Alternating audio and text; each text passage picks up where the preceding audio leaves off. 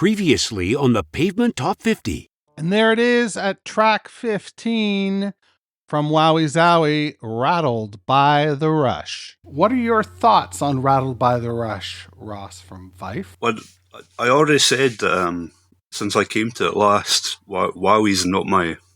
Yeah. Wowie's not my jam. I love it. It's still a Pavement album. It's never the one that I go to. Right. And Rattled by the Rush might be the last Pavement hit that I actually heard. Oh, really? Yeah, I don't think I heard it until at some point in the early 2000s. I bought I can't remember what it's called now, the DVD. Slow Century. Slow Century, yeah. Yeah, I think maybe that's the first time I ever heard it. Oh. Because they showed the video on that, right? Yeah, I can't remember if it's the proper video or not. I know that they had to re-release the video because it was making people sick. And people used to be such fucking pussies. Hey, this is Westy from the rock and roll band Pavement, and you're listening to The Countdown. Hey, it's JD here, back for another episode of our Top 50 Countdown for seminal indie rock band, Pavement. Week over week, we're going to count down the 50 essential Pavement tracks that you selected with your very own top 20 ballots. I then tabulated the results using an abacus and a calculator watch operated by the power of friendship. How will your favorite song fare in the rankings? You'll need to tune in to find out. So there's that. This week, I'm joined by Pavement superfan Rachel from Portland. How the fuck is it going, Rachel? Going pretty well, JD. Thanks for having me.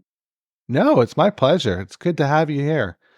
Well, let's not waste any time and get right to it. Rachel from Portland, talk about your Pavement origin story. Well, I first started listening to Pavement in high school, and I am sure Cut Your Hair was the first song that I heard, and it's just so catchy. And I don't even remember like where I heard it. I'm sure it was maybe on the radio, but it really grabbed me. There's something about just that. It's so happy and it's so silly, and I'm a very silly person and really gravitate towards that kind of music. So I got really curious about Pavement, but back in the 90s, CDs were really expensive. This was before. I've heard a lot of people on your show talk about like downloading tracks from, like from Napster. I think I'm a little bit older than that, or maybe I'm a little technically not inclined. So, I made a lot of mixtapes by, with a tape recorder next to the radio to record songs off Excellent. the radio. So I actually I don't have a super clear memory of like how it evolved from there. I know there were a few other Pavement songs that I heard and really liked, like specifically Trigger Cut and just some of the other really happy ones. But I was also getting really into the Grateful Dead and other things. So I didn't really pursue my love of Pavement a lot, but it always had this really special place in my heart. I think that when the music that you listen to when you're growing up, it kind of just never, like, it always takes you back to that place in a certain way. So fast forward, and I was in high school, so I was a little too, at that point I was kind of like going off and seeing some concerts. I never got to see Pavement at that point. But then fast forward a bunch of years when they got back together for their reunion tour in 2010, and they'd released. Oh, your dog is so cute. Behind you. Oh, just a second. Just 1 second. I'm sorry. Okay. Yes. Hello?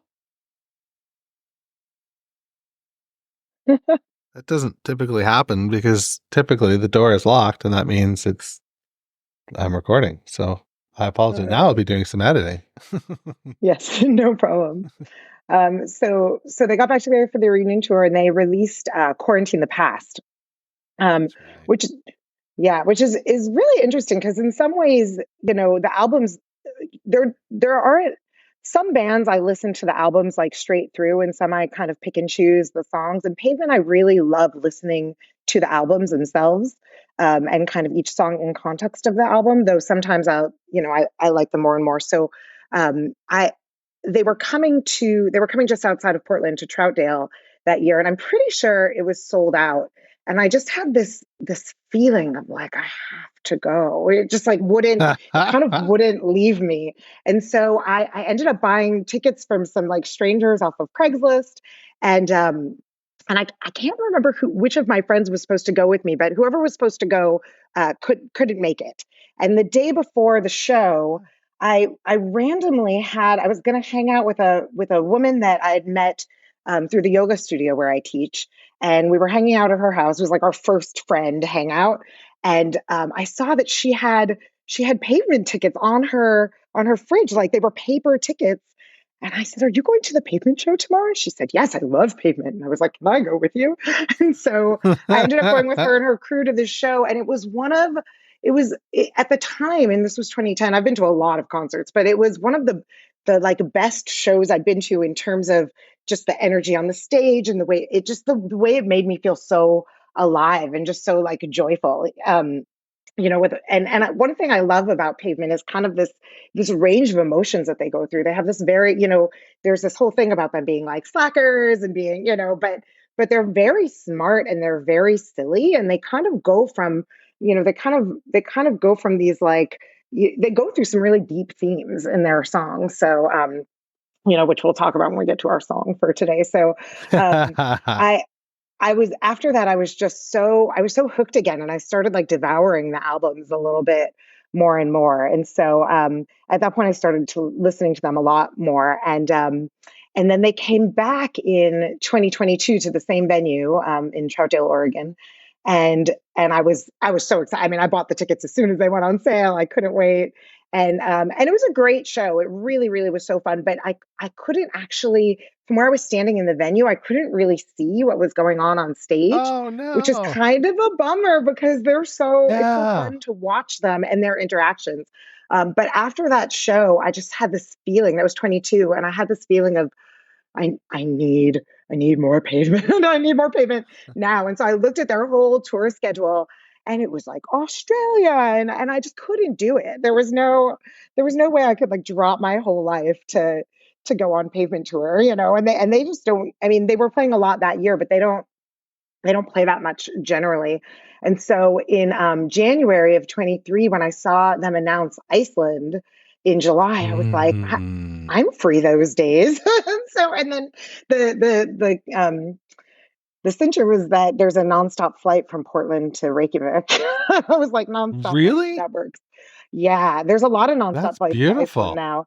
And there were a lot of bands at the time that were doing residencies at Harpa, like Pavement did. Disco Biscuits did one. Humphreys McGee did one. And Wilco did one.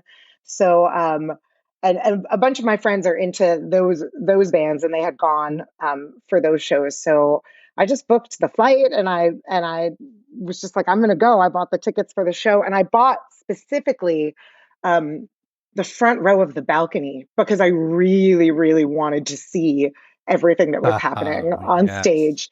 Um, and I was planning on going alone, just because there's so many bands that, when I go see shows, I love going with friends. And, I'm a big Fish fan, and there's so many people in the world who are into Fish, and so like when I go see Fish, I have to decide like, should I go with these Fish friends or these Fish friends? And with Pavement, there's like almost none of my friends are into Pavement, which is really sad. And so I was just gonna You go. got some work And ahead of you.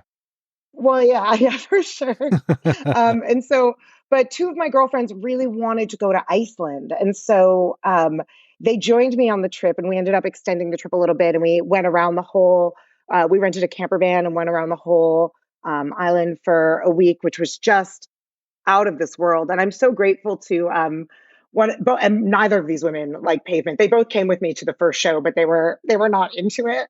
But one of them did all of the planning. She did all of this research and planned out our entire trip around the island, and all I did was listen to as much Pavement as I could possibly get my hands on for months. Um, and so we had an amazing trip. They came to the first show. They weren't into it. And they didn't come to the other shows, which was fine because I'm like, I gotta rage. I gotta rage really hard. But I met some really lovely people, other Pavement fans there, and the shows were beautiful. They played quite a few repeats, which were the second night felt a little like I expected some repeats. the second night it felt a little disappointing. I was like, how could there be so many repeats? But by the third night, they were mostly repeating stuff that I really like. So I was okay with it. And I knew they were going to do that. I kind of expected it. There's a It's tough because they took what 70 songs on the road. I forget. Somebody told us it was either yeah, 60 or it was 70. it was I was just re-listening to the episode with Steve West that I think maybe came out very recently, and he said 60. He said they took That's 60 right. songs on the road. That's who it Um, was. Yeah. So yeah, then they play but 30. Not they play 30 songs a night. So you're going to get some yeah, repeats. Yeah. yeah, which I expected. They did advertise B-sides and rarities for Iceland, and Ah. there were only so many, but it still was wonderful. And Harpa's a gorgeous venue. It's beautiful. It was also really funny. There's like no security in Iceland, and so like I'm so used to like hiding all my things when I go into a show, and like nobody they barely looked at my ticket when I was going in. So What? that was pretty funny. Yeah. It was they were lovely shows. I had a really sweet moment. I think it was after the first show. I was walking with my friends. We were maybe a block. We were maybe 2 blocks from the venue, and it's late at night, but it's still light out because it was July in Iceland. And I saw this kid. He was probably maybe 7 years old. He looked like he was. I don't know if he was Icelandic or if he was somehow related to the band. I think I've seen pictures of him in the front row from those shows, so maybe he was connected somehow. But he was this kid and he was walking, I think, with his mother.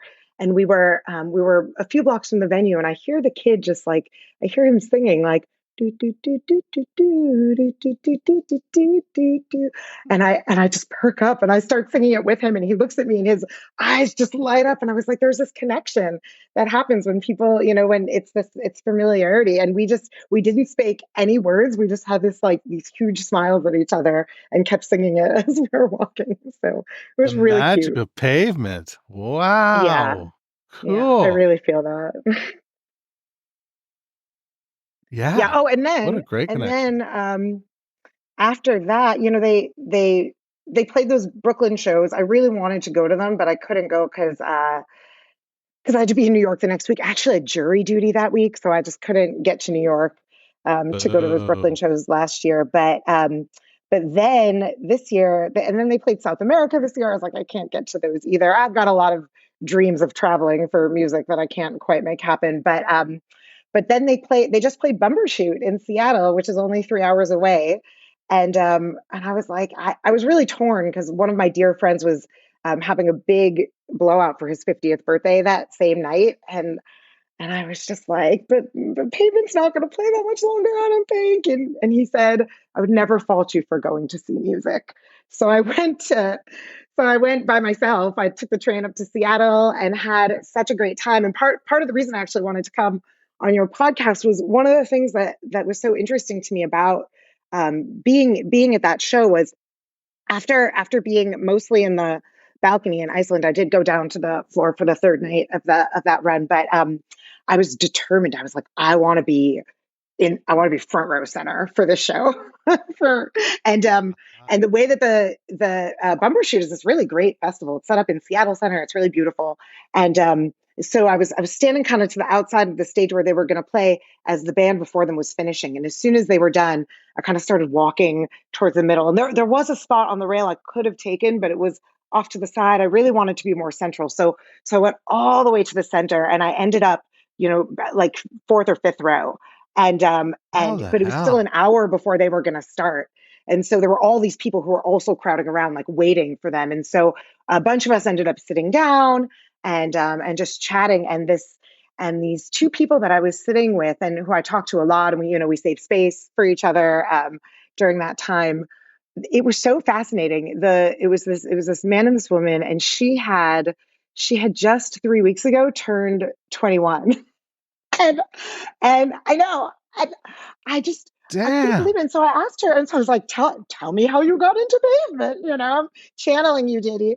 And so we had this amazing conversation just about how she got into pavement and her favorite songs and everything. And one of the things that I thought was so interesting, we all know that, pavement's having this TikTok resurgence. I'm not even on TikTok, so I don't know, like all, Me all of that neither. stuff.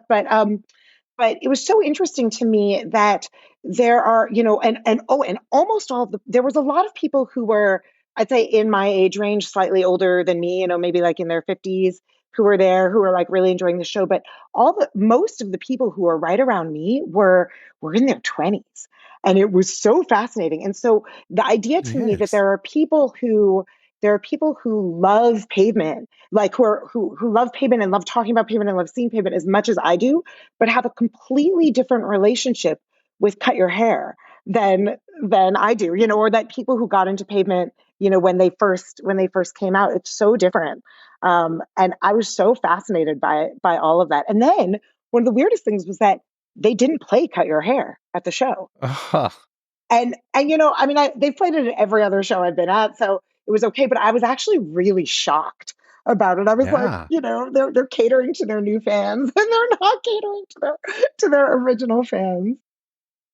It's very cool to think that, all this touring and the TikTok stuff has really led to a new generation enjoying this band. And that's just a testament to, the music they made, right? Mm-hmm.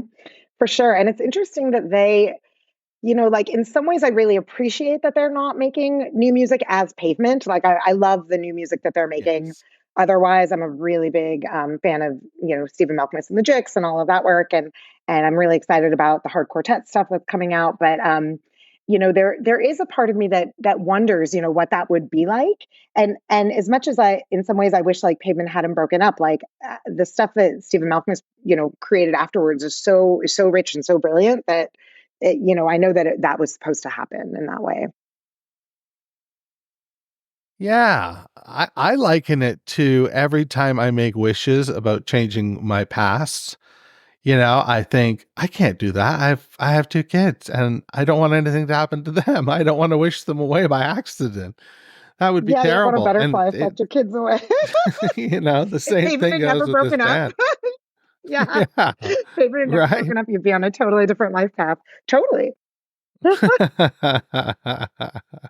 Well, what do you say, Rachel from Portland, that we take a break and then come back and listen to song number 14? Yeah, I'm into it. All right, let's do that. Hey, this is Bob Nastanovich from Pavement. Thanks for listening. And now on with a countdown. 14. Maybe someone's gonna save me. My heart is made of gravy, and the laps that swim from lunatics don't count. Open up your stocking, pull out all the things you never wanted from room service calls. Room service calls.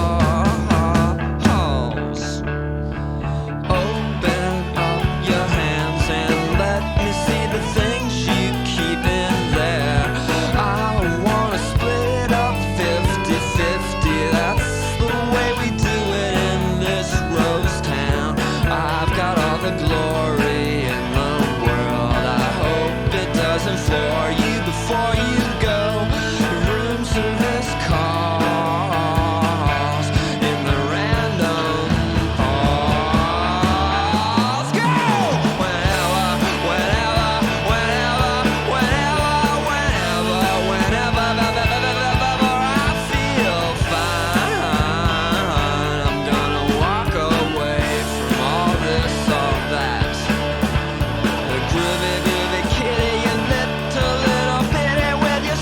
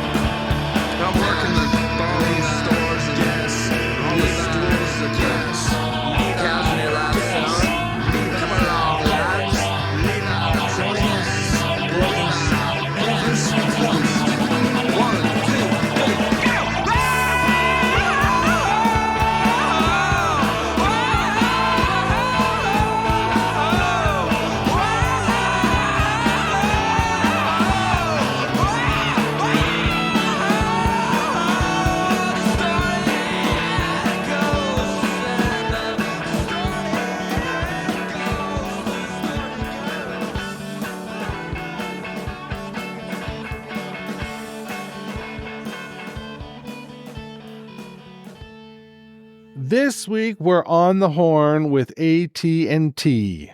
How are you feeling about song number 14, Rachel from Portland? I love AT&T. The song is super fun.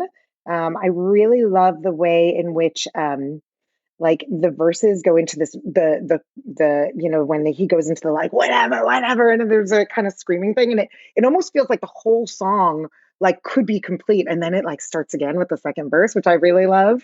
Um, it takes you on a really cool journey, and I also love, to me, there's so much like meaning in it, and there's also so much um that I don't understand and feels a little bit nonsensical to me, Sure. which I also love, because that really feels part of like the essence of Pavement.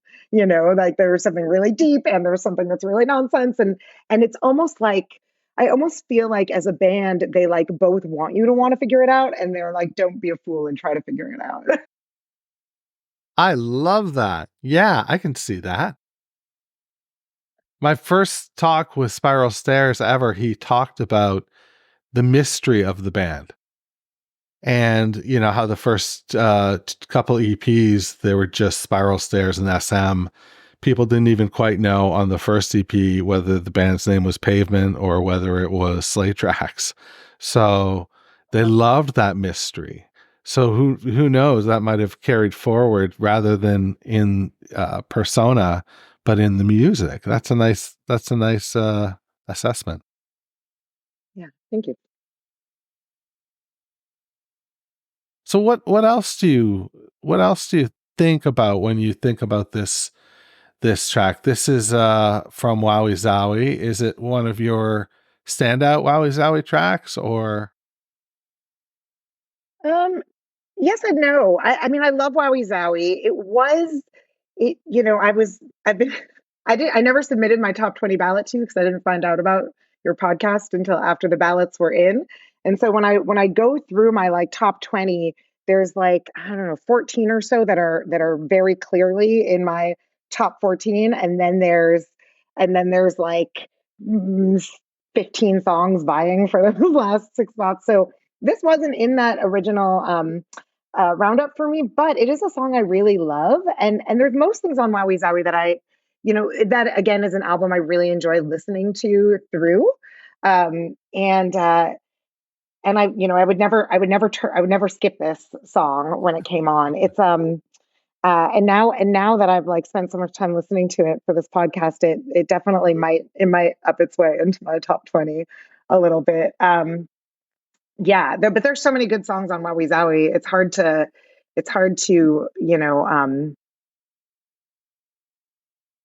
I don't think there's any on Wowie Zowie that I don't really love that much. They Yeah, all have kind of a I different put you on the flavor. spot. Yeah. So um, what do you think this one's? Do you have a take on this one? I do. I do have a take on it. And I'm going to preface this by saying that I'm a life coach. And so I think that I'm coming to this from a little bit of like a life coach, way of viewing it. So I also will say that, that's just my perspective. And I don't need to be right on any of this. This is just the interpretation that I came up with based on reading it. Okay, so a couple things.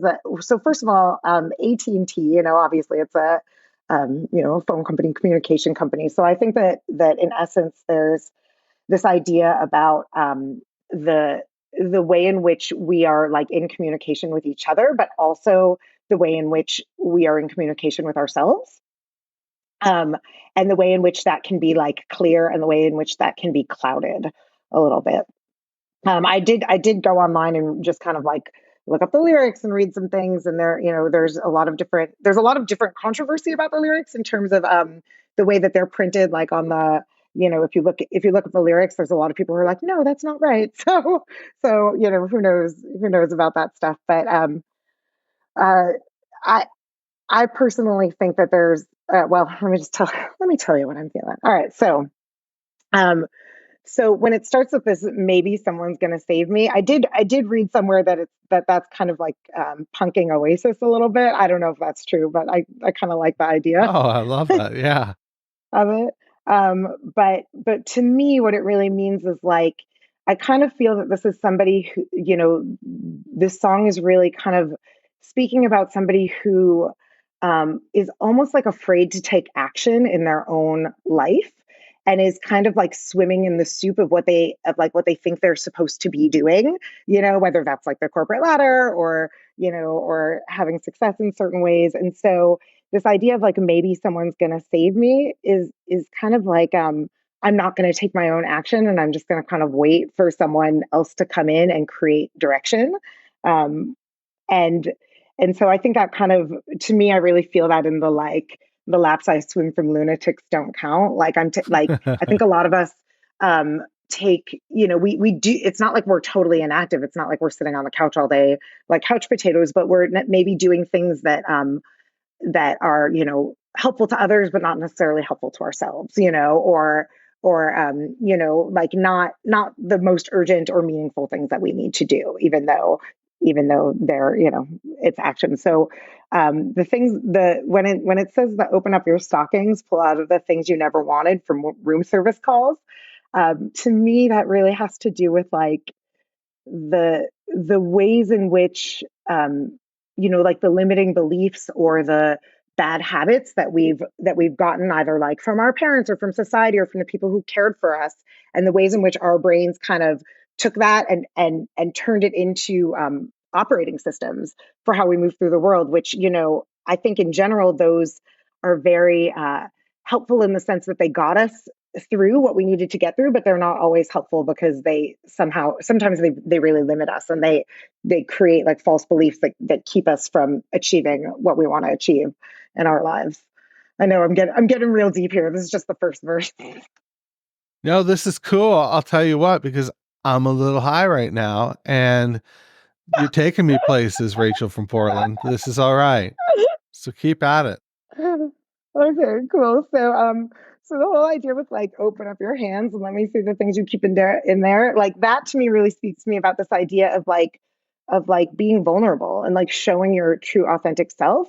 And what I think this song is kind of challenging is this idea that like that it like that's how we make real connection, and at the same time it's really vulnerable and uncomfortable. We don't always want to do it, right? Like um and so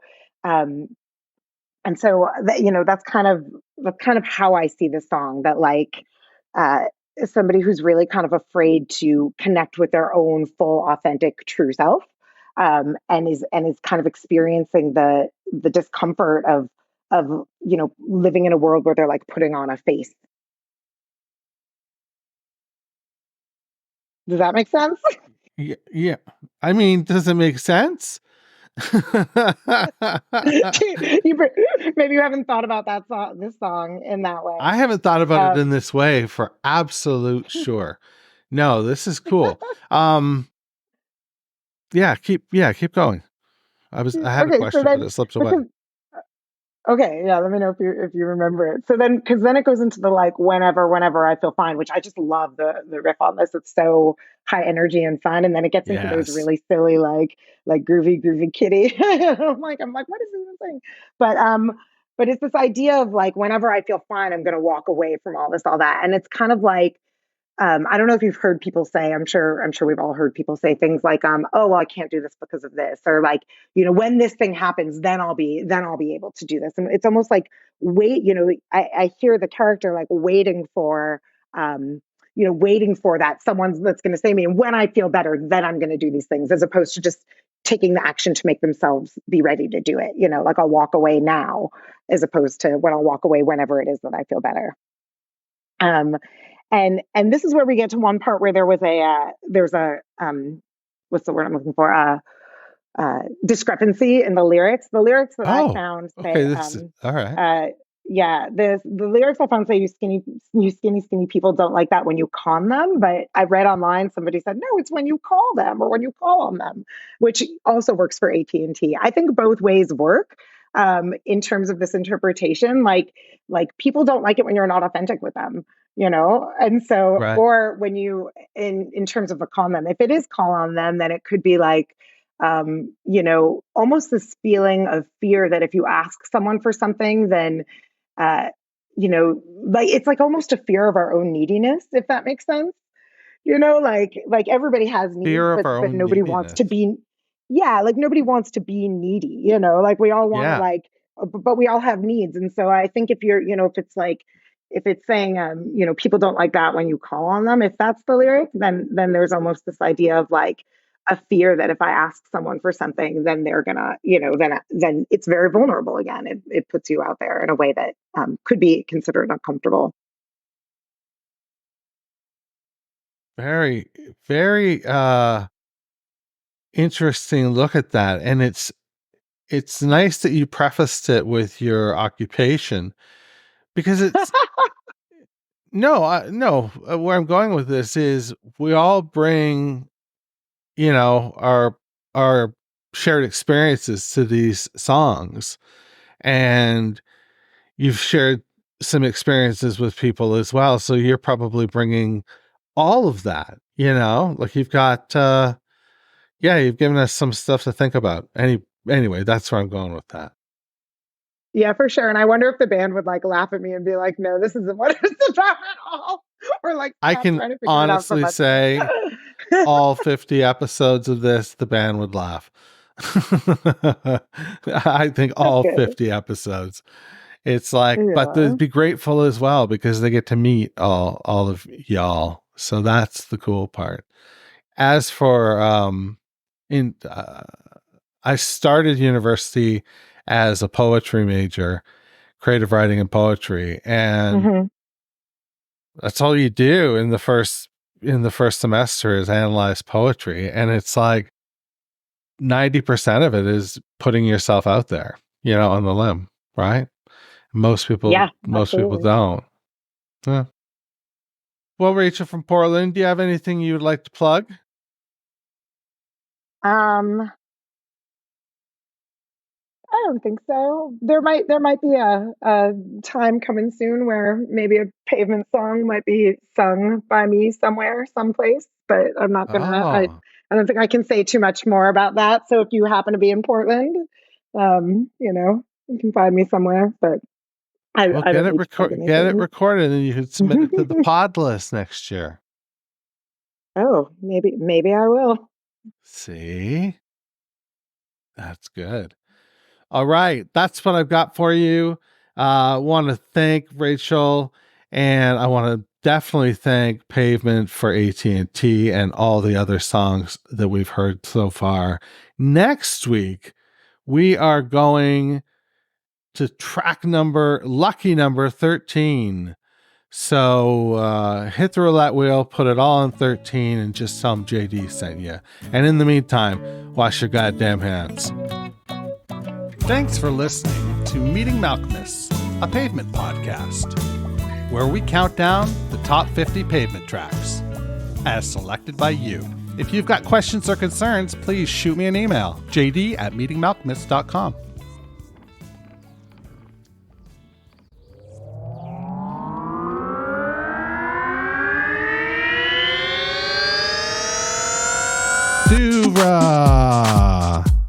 Podcasts and such.